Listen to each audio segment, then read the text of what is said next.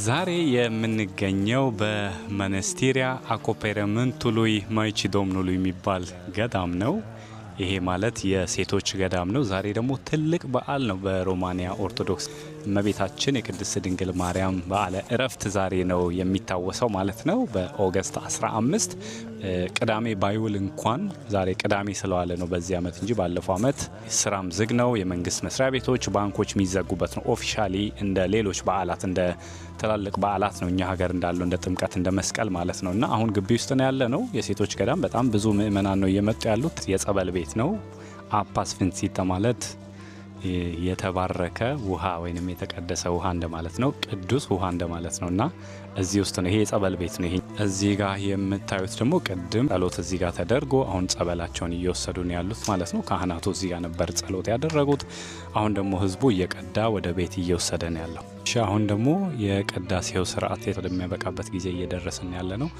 ብዙ ህዝቦች አሉ እዚህ ጋር እንግዲህ ሁሉም ቆሞ እያስቀደሱ ነው ያሉት። ፕሮግራሙ በሚያልቅበት ሰዓት ደግሞ የተዘጋጀላቸውን እየቀመሱ ወደ የቤታቸው ይሄዳሉ ማለት ነው። አንድ ሁለት ትላልቅ ስርዓቶች የሚደረጉ አሉ በዚህ ፕሮግራም ላይ ለሞቱ ሰዎች ወይንም በነፍስ ለተለዩ ሰዎች ሁሉም ዘመዶቻቸው መታሰቢያ ያደርጉላቸዋል። ለእነሱ ጸሎት ነው የሚደረገው ለሁሉም አንድ ላይ ማለት ነው።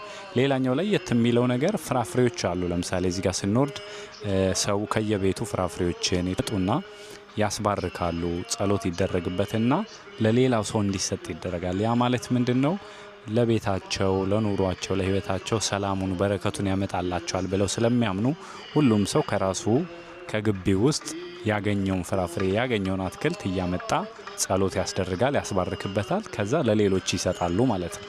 አሁን የምታያቸው እንግዲህ ካህናት አባቶች አሉ። ሌሎችም ህዝቦችም አንድ ላይ ሆነው ትላልቅ በዓላት በሚደረጉበት ሰዓት ሮማኒያ ላይ በእንደዚህ አይነት መልኩ ነው የሚያከብሩት። አሁን የጸበል የመርጨት መርሃ ግብር ነው የሚካሄደው ማለት ነው። ጠዋት ጸሎት ተደርጎ እሱን ጸበል እየረጩ ነው ያሉት።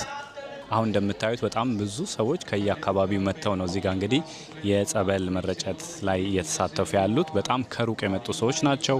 ውጭም በጣም ብዙ ሰዎች ናቸው የቆሙት ማለት ነውና ይሄን ይመስላል። የዛሬውን ታላቅ በዓል በማስመልከት የመጡ ምእመናን ወይንም እዚህ ያለው አካባቢውም ከሩቅም የመጡ ሰዎች እንግዲህ እየተመለሱ ነው ያሉት።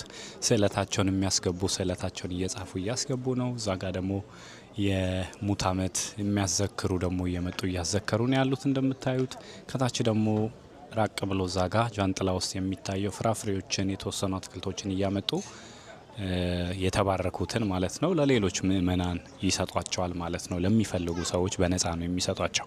እዚህ ቤተክርስቲያን ውስጥ ምንም የሚሸጥ ነገር የለም። ለቤተክርስቲያኑ ገቢ ብቻ የቤተክርስቲያኑ ንዋየ ቅድሳት መሸጫ ውስጥ ብቻ ነው እንጂ ሌላው ነገር በሙሉ በነፃ ነው የሚከናወነው ማለት ነው። እና ያኛው ነው የመነኮሳቱ መኖሪያ እዛ ጋር የሚታያችሁ ማለት ነው። የሴቶች መነኮሳት መኖሪያ ቤት ነው ያ።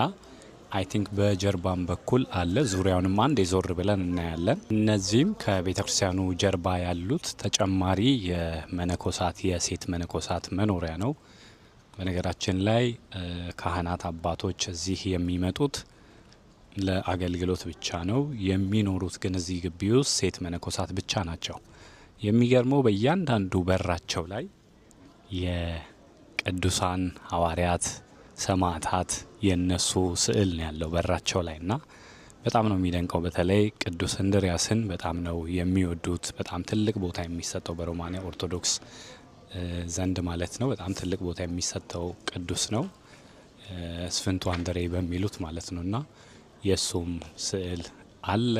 በደንብ በጣም አድርገው ነው የሚያከብሩት የሚዘክሩት ማለት ነው። እና ቤተክርስቲያኑ ወይንም ገዳሙ በጀርባ በኩል ደግሞ ይሄን ነው የሚመስለው። መግቢያ በሩ በምስራቅ በኩል ማለት ነው። በእኛ ቤተክርስቲያን የምስራቁ መግቢያ እንደሚባለው እነሱም ሁለት በር አለው ከጀርባ። ይሄኛው በጎን የምናየው ደግሞ የዚሁ የገዳሙ ሱቅ ነው ወይንም ንዋየ ቅድሳት የሚሸጡበት ቅዱሳት ስዕላት ያሉበት የስጦታ እቃዎች በቤተክርስቲያን ንዋየ ቅድሳት የሚሸጡበት የሚገኙበት ቦታ ነው። አሁን ደግሞ የምንገኘው የሻማ ማብሪያ ቤት ነው። ይሄ መታሰቢያ የሚያደርጉ ሻማ የሚያደርጉበት ሁሉም ሰው ሻማ ማብራት ሲፈልግ ይዞ መጥቶ አብርቶ ይሄዳል። ከስር ደግሞ እንደምታዩት ሪሳይክል የሚደረጉ ደግሞ ከዚሁ ላይ ነው ተቀርቶ የሚሄደው። በነገራችን ላይ ይሄው እዚህ ነው የሚቀልጠው። እዚሁ ነው ያለው ውሃው ማለት ነው የቀለጠው። ሰው በየቀዳዳው ያስገባዋል። የቀለጠው ደግሞ እንደገና ሪሳይክል ተደርጎ ሻማ ወደ ሻማ መስሪያ ቦታዎች እንደገና ይመለሳል ማለት ነው።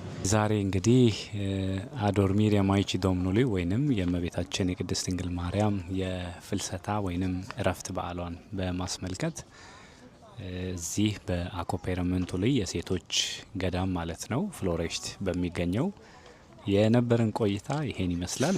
በጣም ትልቅ በዓል ነው። አሁንም እንዳልኳችሁ ትልቅ ቦታ የሚሰጡት በዓል ነው። በጣም ደስ በሚል ሁኔታ ነው ተከብሮ የዋለው ማለት ነው። ይሄን ይመስላል። በሚቀጥለው ደግሞ በሌሎች ገዳማት ሌሎች ቦታዎችን ቤተክርስቲያናትን እየጎበኘን ደግሞ እንገናኛለን። መልካም ጊዜ